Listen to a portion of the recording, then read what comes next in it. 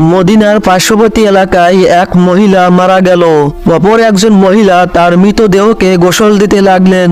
গোসল দেওয়ার সময় তার হাত যখন মৃত মহিলার উরুতে পৌঁছালো, তখন তার আশেপাশে থাকা কয়েকজন মহিলাকে তিনি বললেন, তোমরা কি জানো এই যে মহিলাটি মারা গেছে, সে কিন্তু অমুক পুরুষের সাথে ব্যভিচারে লিপ্ত হয়েছিল। এই কথা বলার সাথে সাথে সেই গোসল প্রদানকারী মহিলার হাত মৃত মহিলার উরুর সাথে অলৌকিকভাবে আটকে গেল। শত চেষ্টার পরও হাত উরু থেকে আলাদা করা গেল না।